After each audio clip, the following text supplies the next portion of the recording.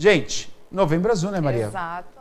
Novembro Azul, muito importante. Está aqui o Thiago, que não deixa a gente mentir, por favor, Thiago. Thiago veio Eu estou de camisa azul também. Sim, hoje o Thiago também todos está de aqui. azul, Maria está de azul, justamente alusivo ao Novembro Azul. Para lembrar Novembro da Azul é o momento de todos os homens acima de 45 anos estarem atentos, passarem pelo médico, pelo doutor, pelo urologista, que é muito importante. Para as mulheres, lembre, né, pai, mãe, avô, tio, companheiro, marido, tem que passar por exame, ok? Então, por isso, a Unimed, claro, sempre prestando serviço excelente para a cidade, traz o nosso quadro de prestação de serviço, Saúde Agora, um urologista que vai falar justamente sobre isso, Dr. Maluf, e você acompanha a partir de agora.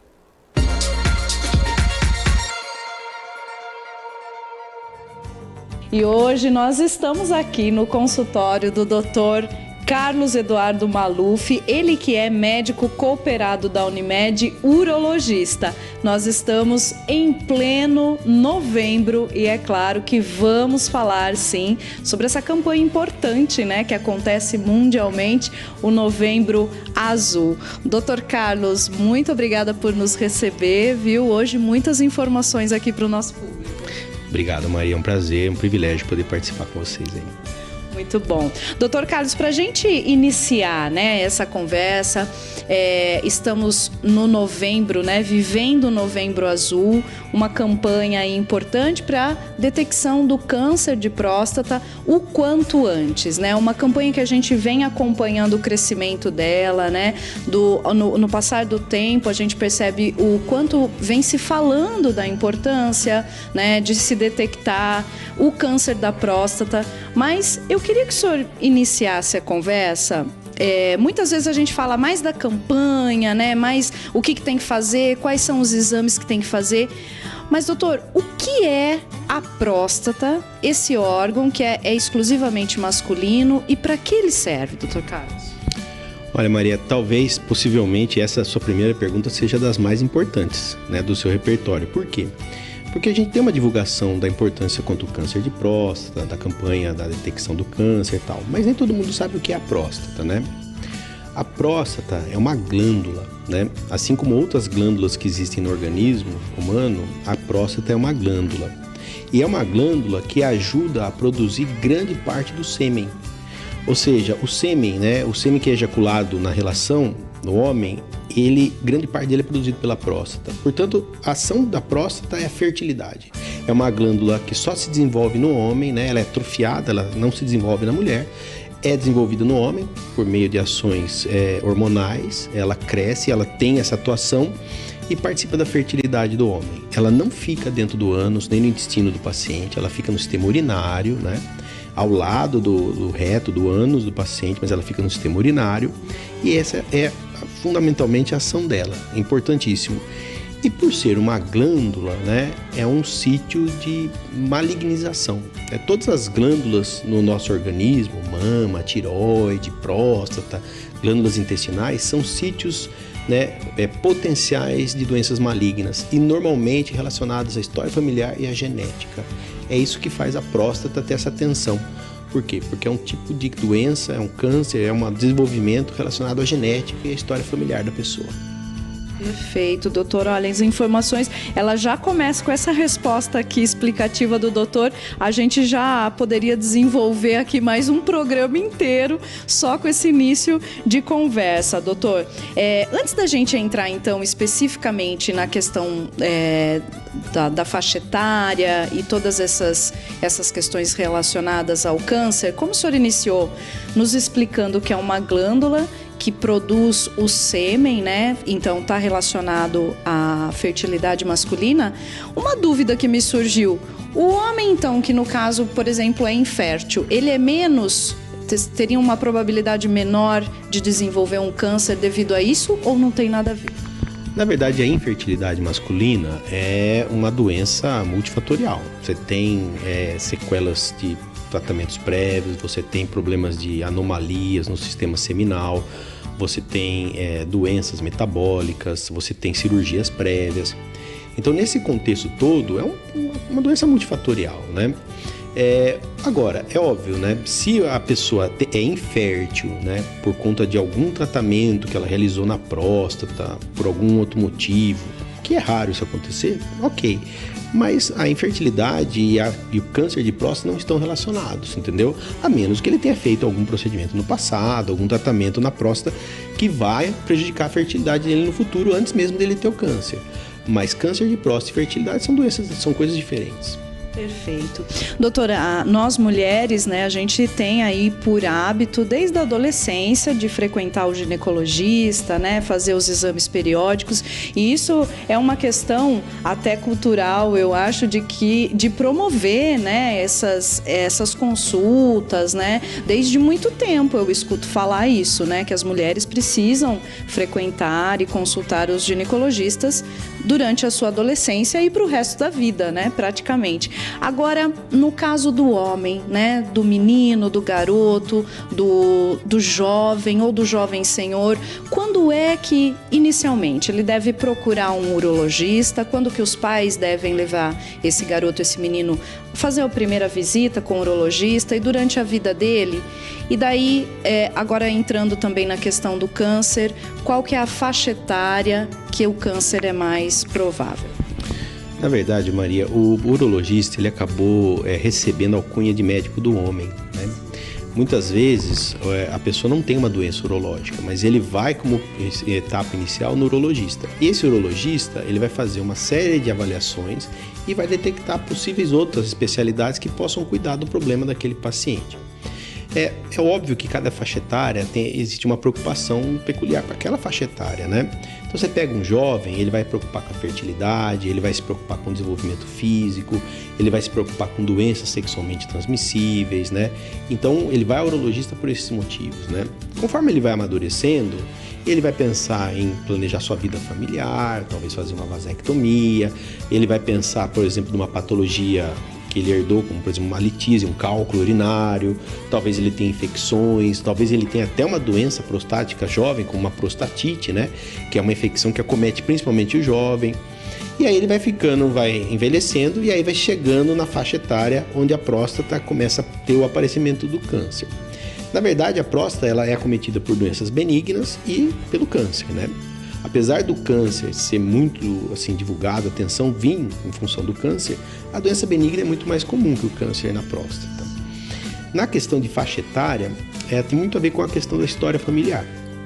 A gente sabe que o envelhecimento e a história familiar são importantes para você monitorar aquele paciente que pode ter câncer de próstata. Conforme você vai tendo na sua família irmãos, ou pai, ou pessoas mais jovens do seu círculo familiar próximo, né, de primeiro grau, com câncer de próstata, começa a aumentar a sua chance de ter o câncer de próstata. E conforme você vai envelhecendo, também a sua chance começa a aumentar. Então, estatisticamente, a gente dá uma atenção maior e sabe que existe uma diferença, né, em termos de incidência a partir dos 50, 60 anos. A partir dessas idades, né, da quinta ou sexta década de vida que começa a maior incidência de câncer de próstata. Eventualmente, quando a pessoa tem um histórico familiar mais pesado, quando assim ela tem essa questão genética, a gente vai antecipando um pouco mais, 40, 45 anos. Mas para você ficar seguro, né, é o que eu costumo dizer, o câncer de próstata, a gente pode até trabalhar com estatísticas, mas o exame da próstata é um exame que pode ser feito a qualquer momento, né? É óbvio que estatisticamente, você vai ter mais chance de ter uma detecção conforme você vai estar mais velho. Porém, se você vem ao urologista com 40 anos, com 45 anos, você vai estar fazendo o seu exame da próstata por sua própria vontade e, obviamente, se você desenvolver a doença mais precocemente, você vai pegá-la precocemente, entendeu? Essa é a vantagem. Então, é óbvio que em termos de faixa etária, a partir dos 50 anos. E se você tem um histórico familiar, um pouco antes.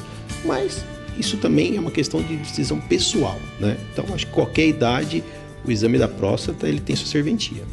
Perfeito. Doutor, a gente ouvia-se, né, principalmente no início, que começou a ser muito difundida essa questão da campanha Novembro Azul, que as pessoas, os homens, né, afrodescendentes, negros, os pretos, eles teriam, né, uma incidência um pouco antes dessa preocupação, né, com o câncer.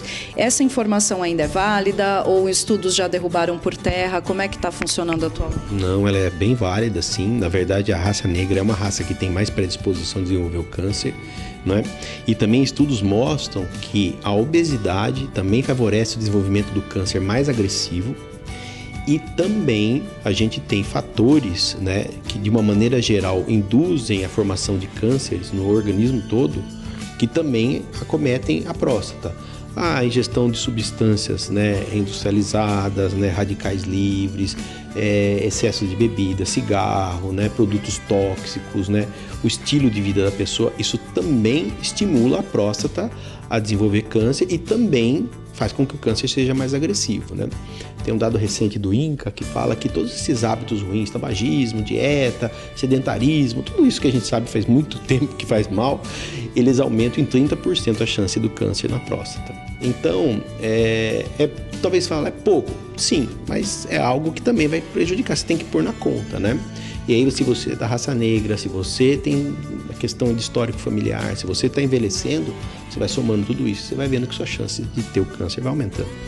É sempre aquele combo, né, que todos os especialistas que passam por aqui sempre reforçam, é o combo, atividade física, boa alimentação, né, o descanso, né, doutor? Então, é uma série de fatores aí que contribui para, como o senhor bem disse, uma qualidade de vida. Pessoal, nós estamos aqui conversando com o Dr. Carlos Eduardo Maluf, urologista, cooperado da Unimed Piracicaba. Estamos falando sobre Novembro Azul. O Dr. Carlos está nos dando uma aula aqui referente ao tema de prevenção ao câncer de próstata e tudo que envolve, né, esse órgão masculino. Nós vamos por um intervalo muito rapidinho, é o tempo da gente beber uma aguinha aqui e já voltamos.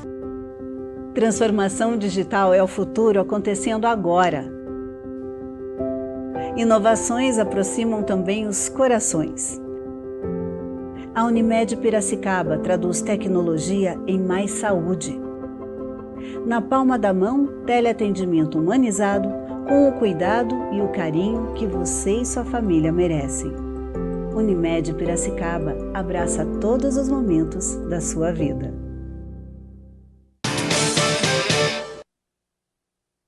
De volta aqui conversando com o Dr. Carlos Eduardo Maluf, ele que é urologista, médico cooperado da Unimed Piracicaba. Dr. Carlos hoje está nos dando uma aula aqui. Estamos falando do Novembro Azul, pois estamos no mês, né, dessa campanha tão importante de combate e prevenção ao câncer de próstata.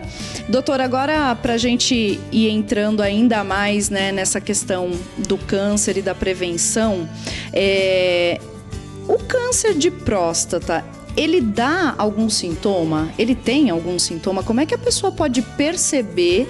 O homem pode, acho que isso aqui é um indício que eu tenho que procurar um médico para ver. Existe algum sintoma? A pessoa consegue perceber, doutor Carlos? Olha, isso é muito importante, Maria. Por quê?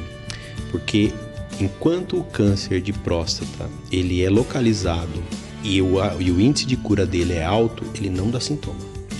Então isso é muito importante. Quando o câncer da próstata começa a dar sintomas, é sinal que ele já ganhou uma proporção grande, ele já está dominando a região e já está causando processos de obstrução urinária, dor, comprometimento da qualidade de vida da pessoa.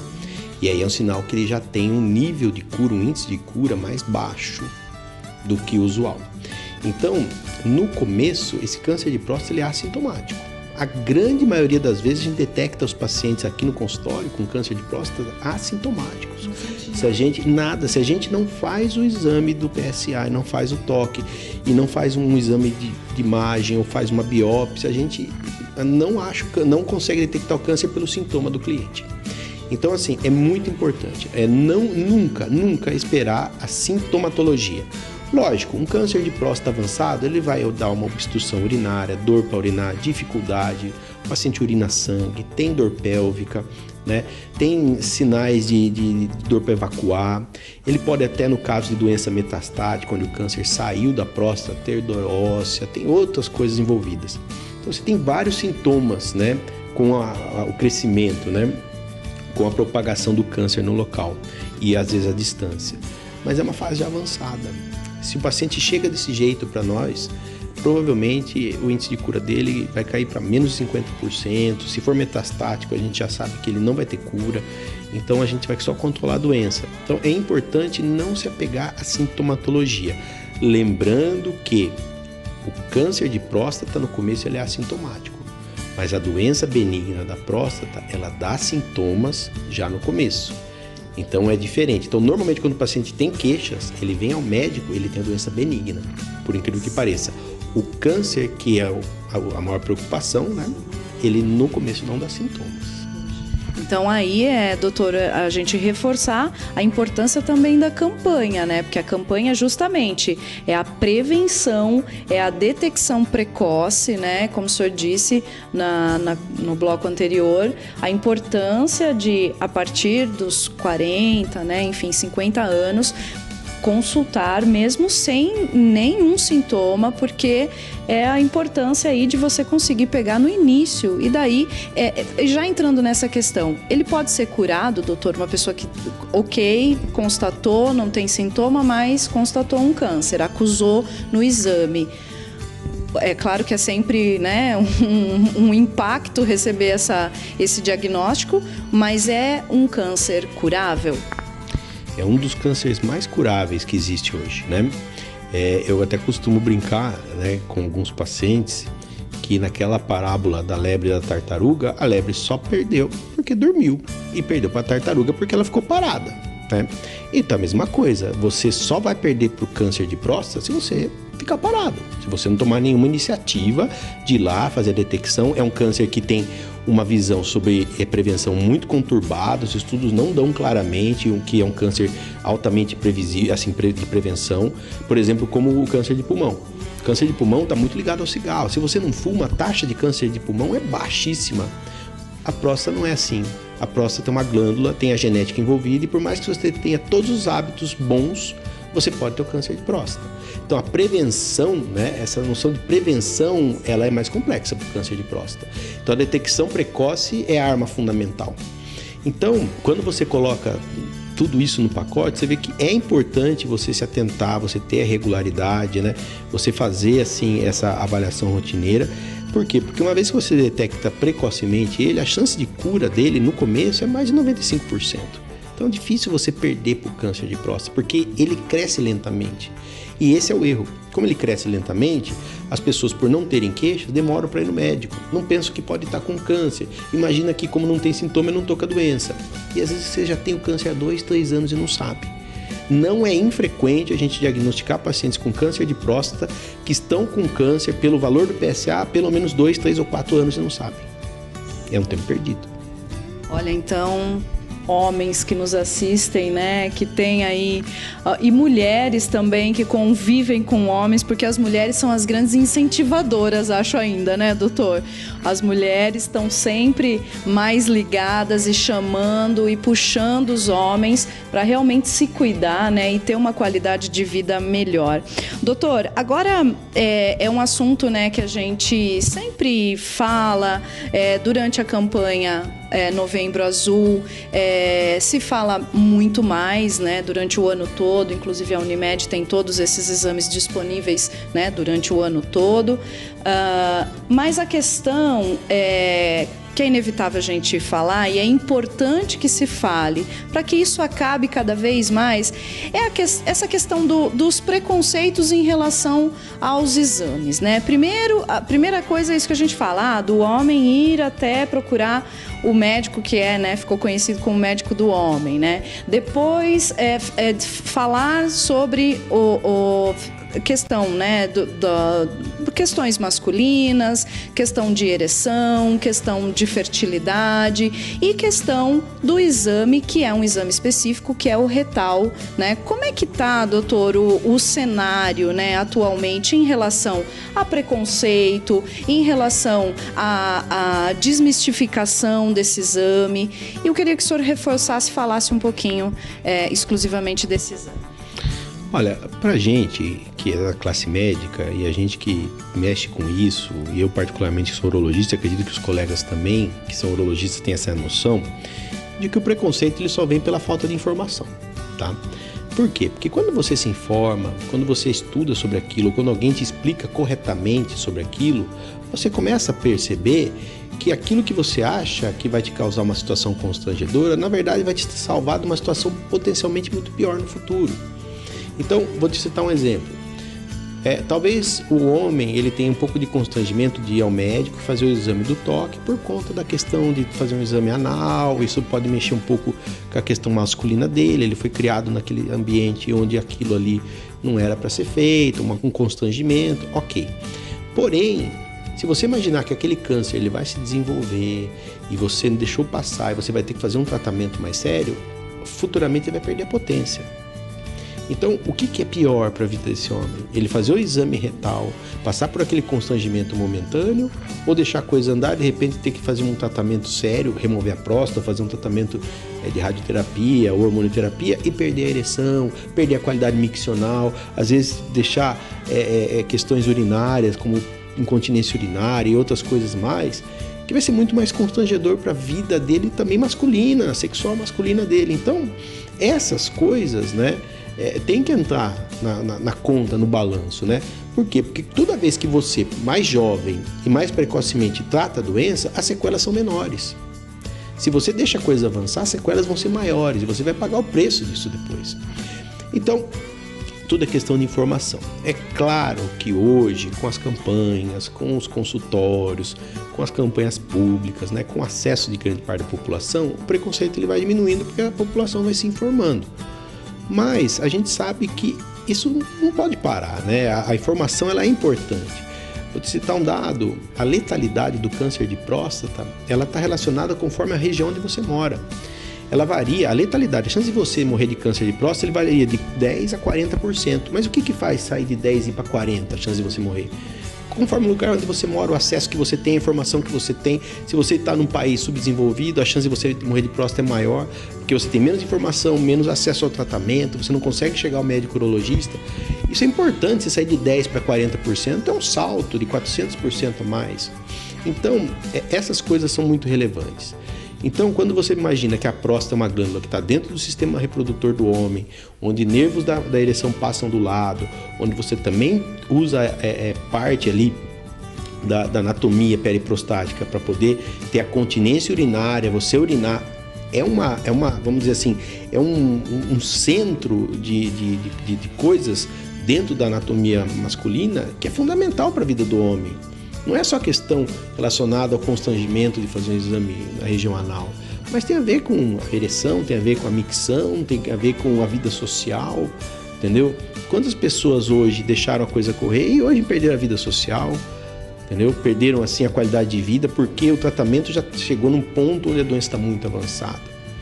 Então, conforme a informação vai entrando, o preconceito ele vai se esvaindo, ele vai indo embora. Mas a gente tem que sempre fazer a nossa parte, conversar, divulgar. Graças a Deus, a população que é atenta, né? Que é atenta na fonte correta de informação, ela procura o urologista e se mostra assim, disposta a poder fazer essa avaliação.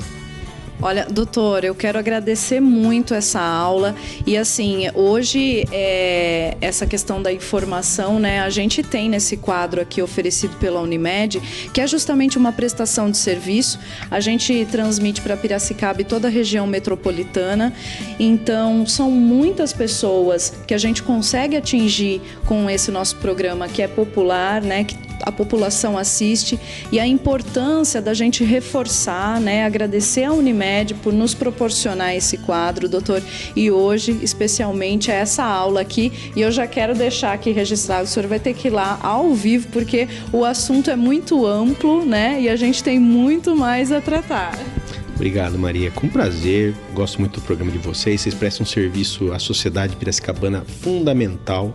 Espero que esse serviço só prospere, porque a qualidade do serviço que vocês fazem na mídia, na divulgação, na informação, é uma coisa saudável, tá? Então é um privilégio para mim. Agradeço o convite, tá? Muito obrigada, doutor, e até a próxima. É isso aí, gente. Voltamos aí pro estúdio.